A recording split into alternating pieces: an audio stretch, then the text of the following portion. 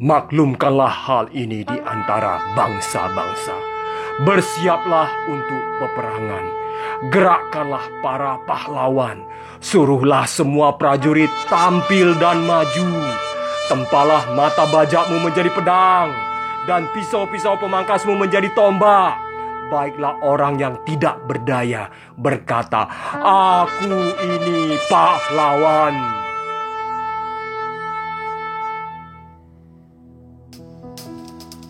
Kita umat Tuhan, kita mau puji Tuhan kita. Kita mau angkat pujian denganlah suara nafiri.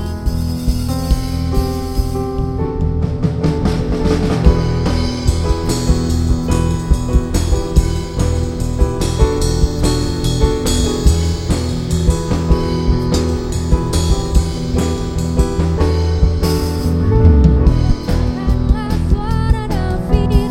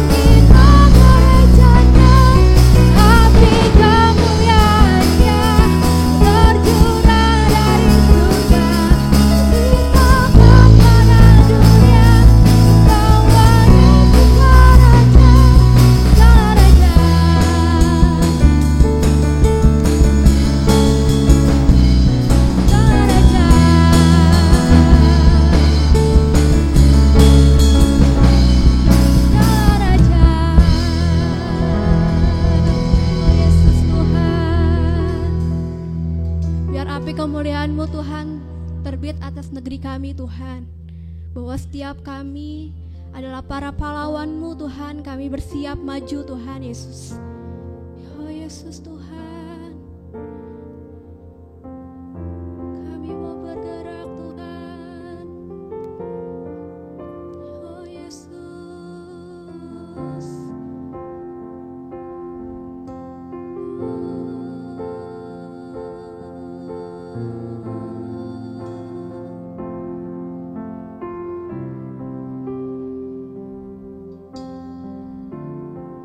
Yes Tuhan, kami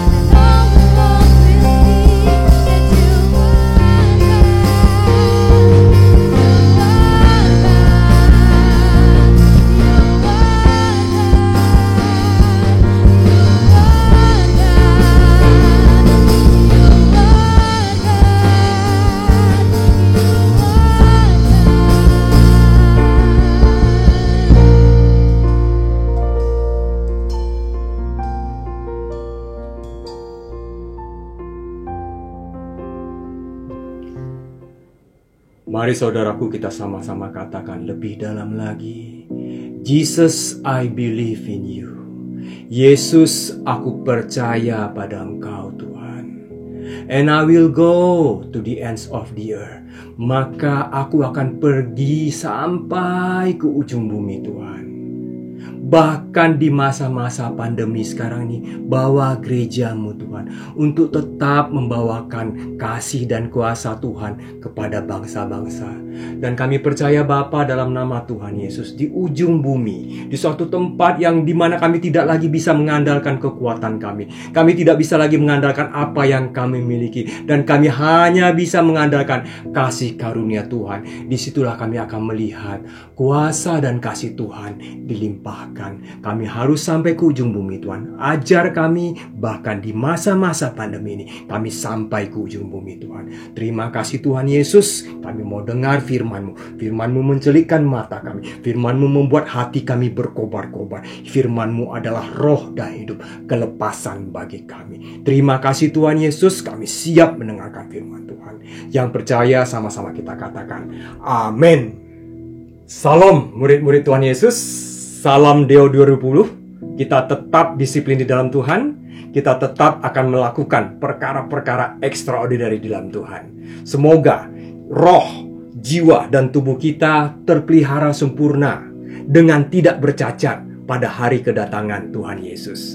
Kenapa Alkitab katakan semoga? Karena belum tentu terjadi bahwa tubuh kita, jiwa kita, dan roh kita terpelihara sempurna. Kenapa? Karena menjelang kedatangan Tuhan Yesus, Alkitab katakan akan begitu banyak goncangan. Apa itu goncangan?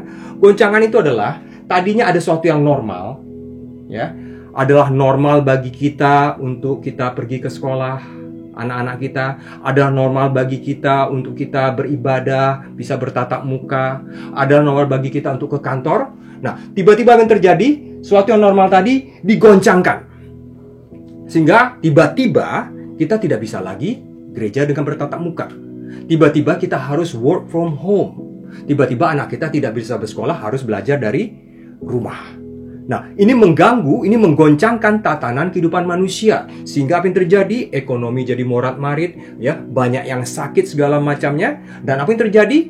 Ya, ini akan berlanjut lama. Manusia tidak akan bisa bertahan begini terus, work from home terus, ya. Sekolah mungkin tidak bisa terus dari rumah. Apa yang terjadi?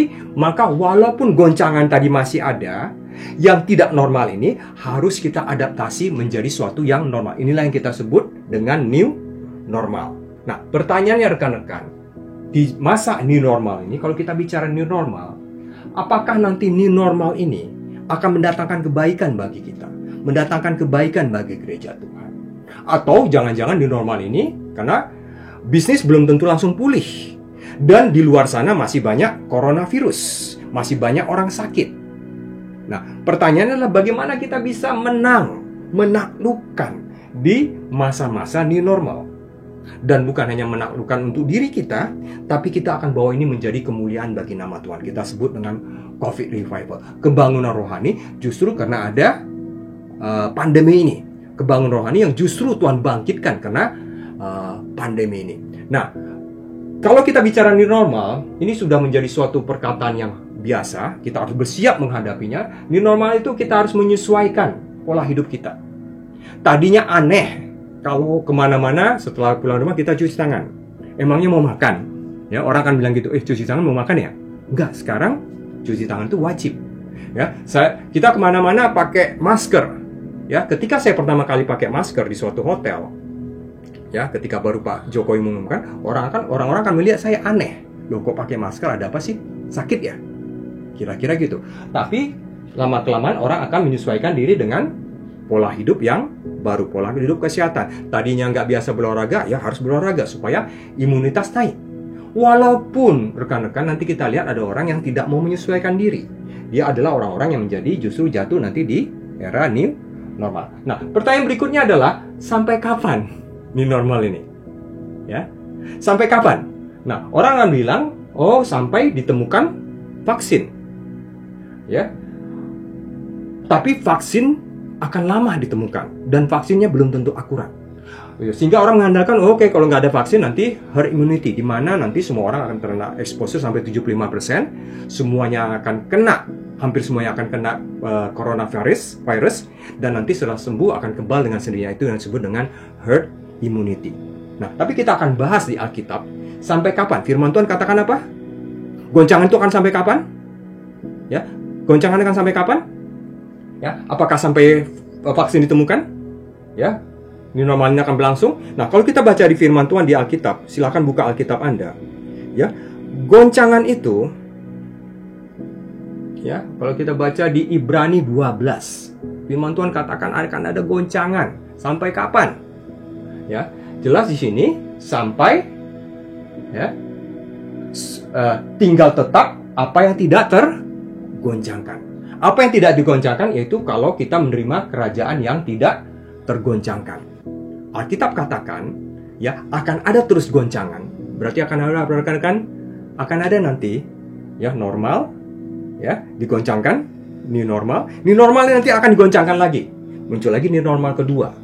Ya, nah, lalu ini artinya apa? Maka akan terjadi kapan goncangan ini benar-benar berakhir? Sampai kita menerima kerajaan yang tidak tergoncangkan. Sampai, nah, kalau bahasa misi di gereja kita, sampai jemaat berkedewasaan penuh. Sampai jemaat ini benar-benar menjadi mempelai wanitanya Kristus. Nah, kita coba akan lihat prosesnya bagaimana ya. Goncangan itu akibatnya apa? Nah, rekan-rekan, kita sudah minggu lalu kita Pak Martinus sudah bahas, ya. Ada Yoel 3 ya. Ya. Yoel 3 ayat 9. Ya, rekan-rekan sudah baca di rumah. Yoel 3 ayat 9 ayat 10 kita bicara ujung-ujungnya kita harus apa? Ya. Kita harus tampil dan maju. Walaupun banyak virus di sana, walaupun pandemi belum berakhir, gereja Tuhan harus tampil dan maju. Gereja Tuhan harus menjadi bukan penonton, bukan orang yang tidak aktif berkontribusi, tapi gereja Tuhan justru memberkati bangsa ini di era pandemik ini, di era new normal ini, di era yang dimana coronavirus masih bergentayangan. Ya. Nah, kita harus mengatakan kita harus menjadi pahlawan di dalam Tuhan bagi bangsa ini. Nah, bagaimana caranya? Kita lihat fenomenanya. Ayat 11 rekan-rekan. Ini yang kita lanjutkan firman minggu lalu. Ya, ketika ini terjadi, lihat rekan-rekan, akan ada fenomena. Ketika normal, ya, digoncangkan dan harus menjadi new normal, maka lihat tuh. Ayat 11 yang terjadi. Lihat rekan-rekan, ada pergerakan. Pergerakan apa? Gara-gara new normal ini, ya, dan dilanjutkan lagi nanti ada new normal 1, new normal 2, maka akan terjadi pergerakan. Di situ dikatakan, kalau nama kita baca, bergerak dan datanglah segala bangsa. Oke, nanti kita lihat. Bangsa tadi, ya, yang tadi tidak tertarik, ada sesuatu yang menarik dia. Bergerak. Bergerak kemana? Kalau kita baca, ya, ini bangsa dari segala penjuru. Ya, bergerak kemana? Berkumpul ke sana, bawalah turunnya Tuhan pahlawan. Baiklah bangsa-bangsa bergerak dan maju kemana? Ke lembah Yosafat. Ya. Sebab di sana akan terjadi apa? Oh, rekan-rekan, akan terjadi penghakiman. Ya. Nah, rekan-rekan, nanti kita akan bahas, ya, kita loncat dulu dari ayat 12 ke 14, ya. Lembah penghakiman, lembah Yosafat tadi itu nanti disebut akan menjadi lembah penentuan. Penentuannya adalah memisahkan, ya, orang-orang yang akhirnya diselamatkan dengan orang-orang yang tidak diselamatkan. Karena itu lihat rekan-rekan, ini momen ada 12 bergerak menuju 14 untuk ditentukan nasibnya, hidupnya. Maka gereja Tuhan harus melakukan apa? 13. Ayunkan sabit, tuai mereka, selamatkan mereka, ya, yang teruyung-uyung menuju tempat pemanjungan. Ya, lihat rekan-rekan, sebelum mereka sampai ke lembah penentuan, ya, maka bagian gereja Tuhan di tengah pandemik ini apa? Menyelamatkan mereka, membawa kasih dan kuasa Tuhan pada mereka. Tanpa kasih dan kuasa Tuhan, mereka nanti akan dihakimi sebagai orang-orang berdosa. Amin. Nah, saya akan coba gambarkan peristiwa ini supaya ini menjadi sesuatu yang visual bagi kita. Ya, apa yang terjadi di Yoel 3 ayat 12 sampai 14 ini. Rekan-rekan bisa lihat di sini, ya. Tadi kita lagi mencoba sampai kapan new normal berlangsung, ya. Kita lihat bahwa nanti new normal itu berlangsung, akhirnya ujungnya di mana? Ujungnya adalah lembah penentuan. Ya. Lihat rekan-rekan di sini, ya. Di Yoel 3 ayat 14 tadi, itu disebutkan sebagai lembah penentuan. Dan nanti di sini akan banyak orang, ya. Ya, banyak orang apa? Ketika dekat hari Tuhan, yang tadi penuh goncangan tadi, ya, menjelang hari Tuhan, ya, ketika dekat hari Tuhan, akan banyak orang yang akan kumpul di sini untuk dihakimi. Dan lihat, kalau mereka tidak diselamatkan, ya, penghakiman mereka akan membuat mereka menjadi orang yang terhukum. Tapi bagian kita sebelum mereka sampai ke lembah penentuan ini, kita sudah harus selamatkan mereka. Amin. Nah, kita lihat di sini rekan-rekan. Ya, lembah ini membawa mereka dari suatu yang kita sebut dengan tadinya aman-aman, normal, ya, rekan-rekan, normal-normal saja kehidupan mereka. Ada sesuatu yang membuat mereka harus bergerak menuju lembah penentuan. Apa itu? Apa itu?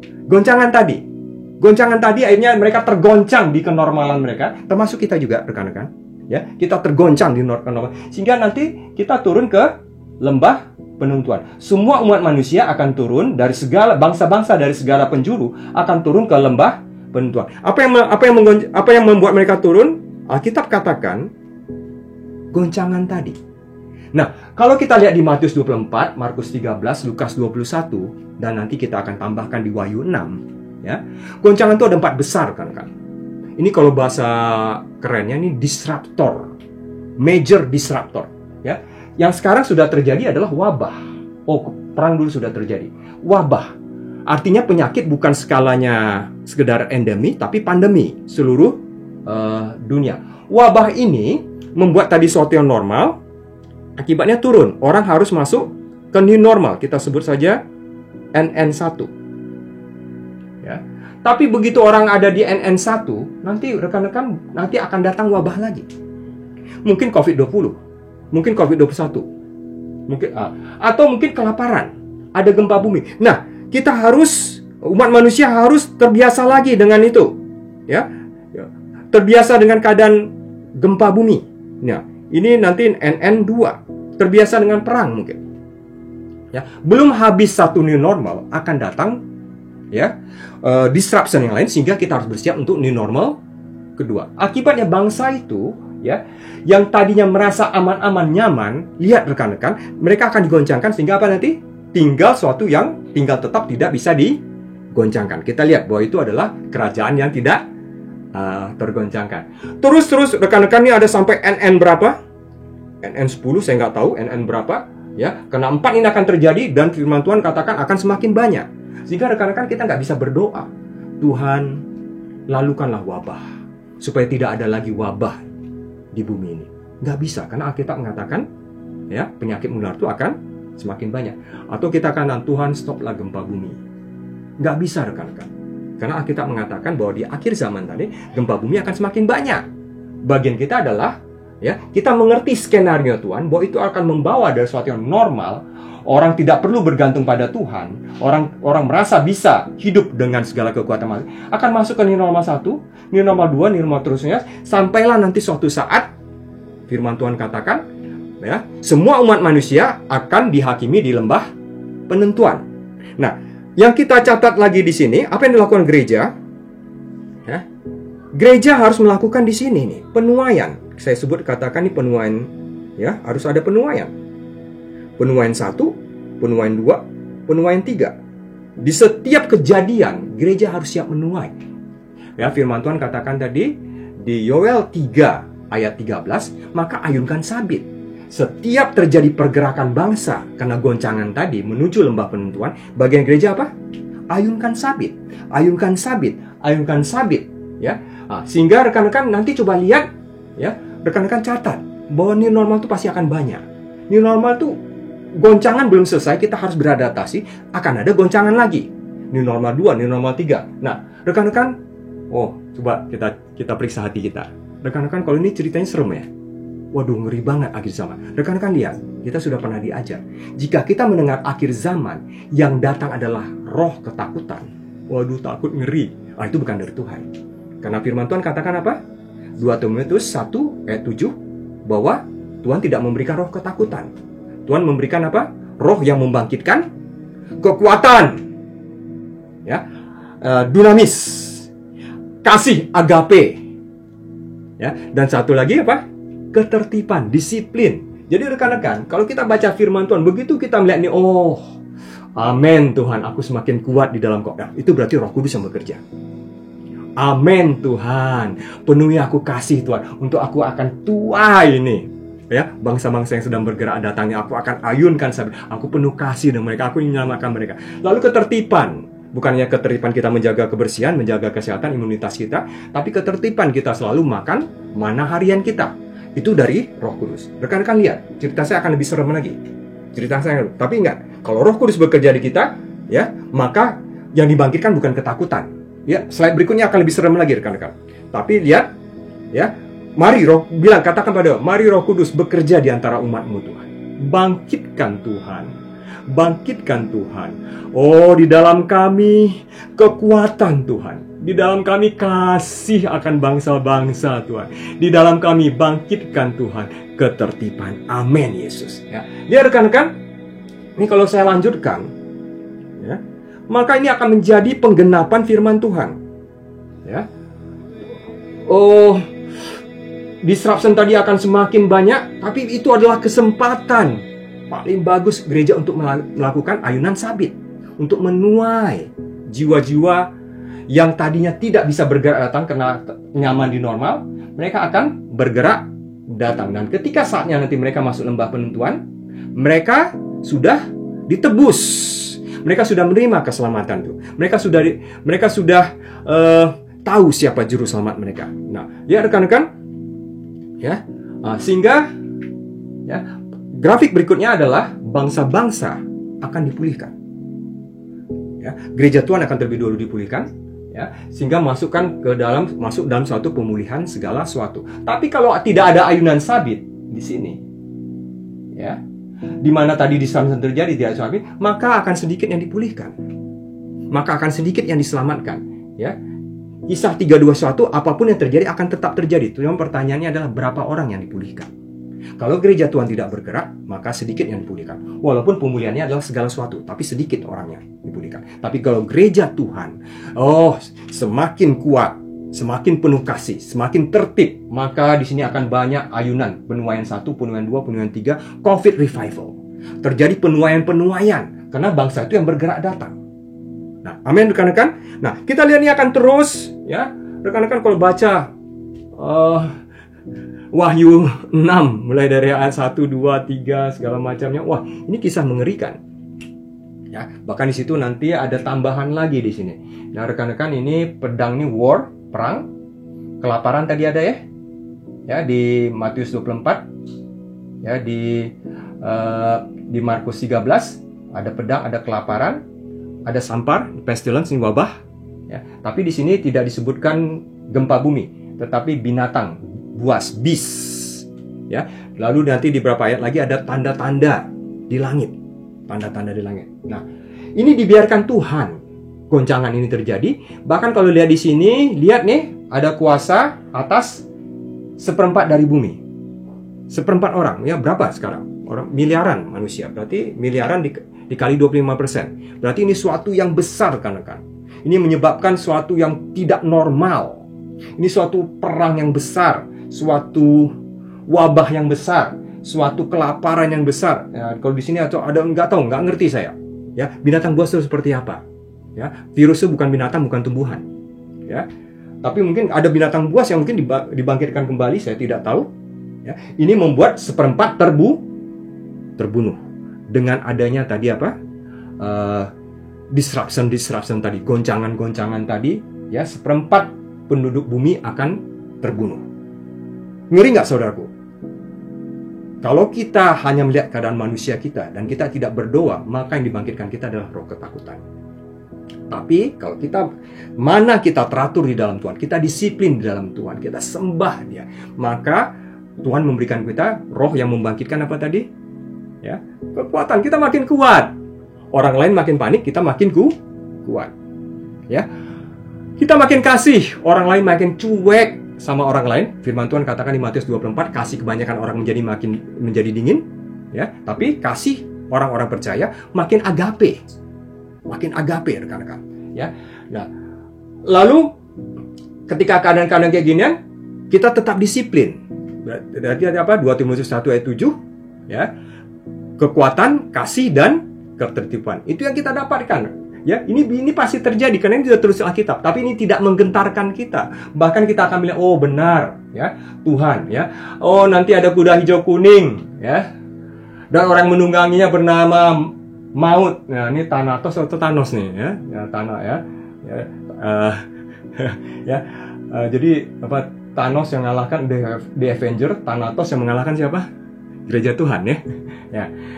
Dan ada kerajaan maut, ada neraka, Hades yang mengikutinya. Berarti ini adalah suatu kematian bukan untuk menerima mahkota kehidupan. Ini kematian untuk menerima penghukuman. Nah, gereja Tuhan harus mencegah ini dengan melakukan tuayan-tuayan pada masa new normal 1, pada masa new normal 2. Nah, rekan-rekan kita coba lihat sini. Lalu apa yang dilakukan gereja?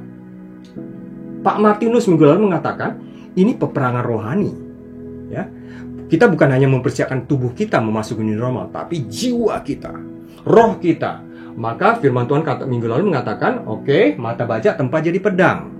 Pisau-pisau pemotong, pisau pemangkas menjadi tombak. Berarti kita harus siap. Kita harus mengatakan, aku ini pahlawan, aku ini hamba Tuhan. Aku harus bergerak mengasihi bangsa ini. Aku harus mengalirkan kasih kepada bangsa ini. Nah, saya harus berani, siap, ya, tampil dan maju. Rekan-rekan, definisi berani apa? Bukan sekedar takut, tapi definisi berani, siap dan berani itu adalah kita dipenuhi kekuatan di dalam Tuhan, kita dipenuhi kasih, kita dipenuhi oleh ketertiban. Nah, walaupun disruption tadi, wabah masih ada, ya, peperangan masih ada nanti di normal 2. Gempa bumi masih ada, new normal 3 mungkin, ya. Bis masih ada, normal 4. Mungkin masih ada apa lagi? Tadi apa? Perang, wabah, kelaparan masih ada, new normal 5. Tanda-tanda di langit masih ada, new normal 6. Ya, masih ada, tapi bagian gereja Tuhan, karena ini adalah mereka lagi sedang menuju lembah penentuan, maka bagian gereja Tuhan adalah ayunkan sabit. Yoel 3 ayat 13. Ayunkan sabit berarti apa? Kita tetap melakukan amanat kasih Tuhan, amanat agung Tuhan. Ya, beritakan kabar baik, usir roh jahat, ya, berbahasa baru, berikan inspirasi bagi orang-orang yang terdampak oleh COVID-19, bagi orang-orang terdampak dengan disruption ini, ya. Nggak masalah bagi kita memegang ular-ular zaman ini, ya. Mau nggak mau kita harus minum racun maut, ya. Dan bagian kita ujung-ujungnya adalah sembuhkan yang sakit, ya. Markus 6 ayat 15 sampai 20, dan Tuhan meneguhkan kita dengan tanda-tanda yang menyertai. Amin, firman Tuhan. Maka rekan-rekan sama-sama kita katakan, berarti kita harus ayunkan sabit. Gereja Tuhan harus bergerak tetap dengan standar protokol kesehatan yang standar, yang comply, ya. Maka kita harus bergerak ke rumah-rumah. Kita harus doakan di sana. Kita harus datangi rumah-rumah di sana. Kita harus bergerak sampai ke jalan-jalan, ya. Lukas 14 ayat 23 mengatakan sampai ke jalan-jalan, sampai ke lintasan-lintasan, ke tempat jiwa-jiwa itu berada.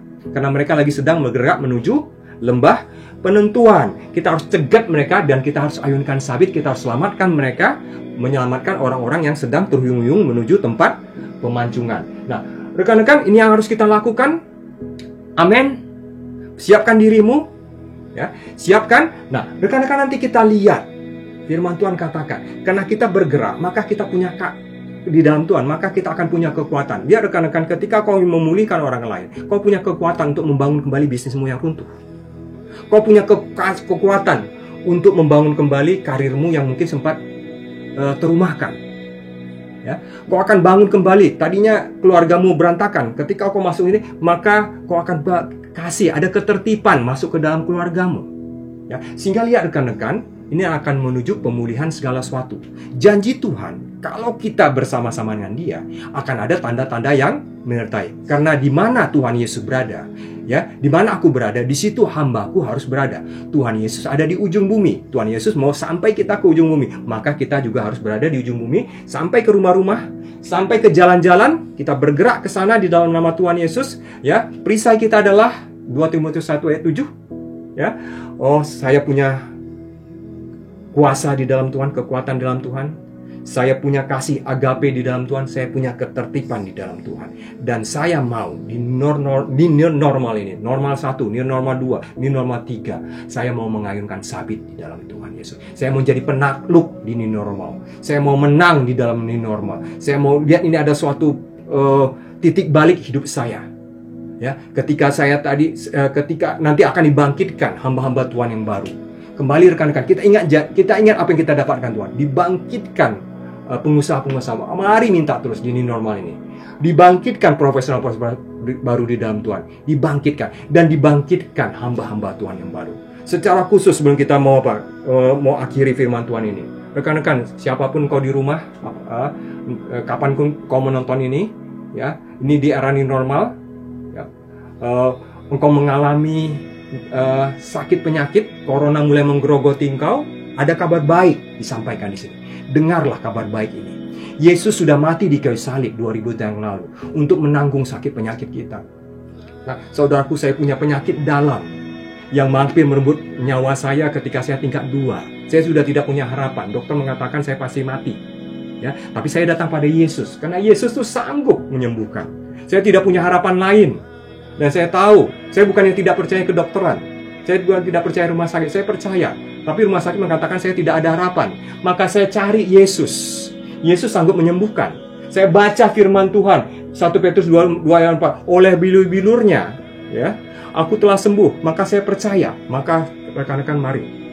Anda yang ada di rumah, kalau engkau kena corona sekarang, ya, kalau kau kena COVID-19 sekarang, dalam nama Tuhan Yesus kita mau berdoa bersama-sama.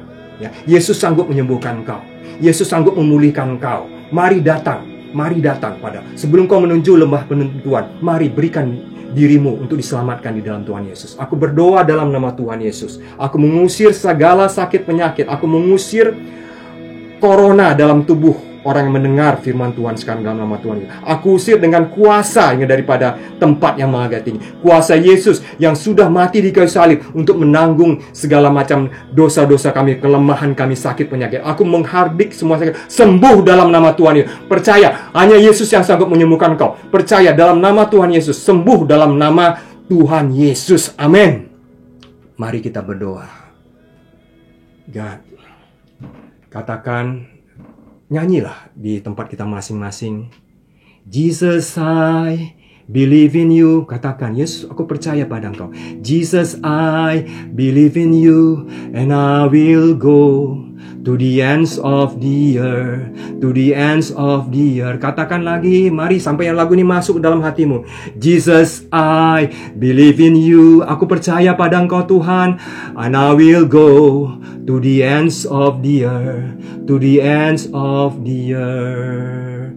Bawa gereja Tuhan di masa new normal ini Tuhan. Kami mengayunkan sabit Tuhan. Kami menyelamatkan bangsa-bangsa yang sedang bergerak menuju lembah penentuan, menuju lembah Yosafat, menuju lembah penghakiman. Dalam nama Tuhan Yesus, biarlah kaki kami berkasutkan kerelaan memberitakan kabar baik Tuhan, terpasang di kaki kami sekarang. Dalam nama Tuhan, di era pandemi ini kami tahu kami tidak bisa mengandalkan siapapun, tapi kami mengandalkan kekuatan yang daripada Tuhan, kasih yang daripada Tuhan, ketertiban yang daripada Tuhan masuk di dalam hari-hari hidup kami, menjiwai hidup kami, membangkitkan hidup kami. Dalam nama Tuhan Yesus, mari gereja Tuhan katakan dalam nama Tuhan Yesus, Tuhan, aku mau menjadi penakluk di new normal ini. Aku bukan menjadi orang kalah di new normal. Aku bukan menjadi orang yang tersingkirkan di new normal ini. Hatiku mengharap pada Engkau Tuhan. Aku ingin melihat mukjizat-Mu Tuhan. Aku ingin melihat kedahsyatan-Mu Tuhan. Aku ingin melihat kasih-Mu Tuhan Yesus. Haleluya, haleluya, haleluya Tuhan Yesus. Terima kasih Tuhan Yesus. Terima kasih Tuhan Yesus. Kita akan tutup ibadah ini. Mari jemaat Tuhan, boleh kita bangkit berdiri sama-sama. Oh God, mari bersyukur pada Tuhan. God, terima kasih Tuhan Yesus. Engkau layakkan kami menjadi duta besar kerajaan-Mu Tuhan di era new normal ini Tuhan. Apapun yang terjadi, banyak goncangan akan ke depan Tuhan, tapi kami Tuhan tetapkan. Oleh karena kelayakan daripada Engkau, Tuhan tetapkan kami untuk menjadi orang-orang yang sampai ke ujung bumi Tuhan. Di era new normal 1, new normal 2, apapun yang terjadi ke depan Tuhan, kami tahu bagian kami harus bergerak, mengayunkan sabit, sampai ke lintasan, sampai ke jalan-jalan. Karena itu kami Tuhan, kami tahu bahwa kami tidak bisa mengandalkan kekuatan kami. Rekan-rekan, mari kita angkat tangan kita pada sorga. Kita angkat tangan kita kepada sorga.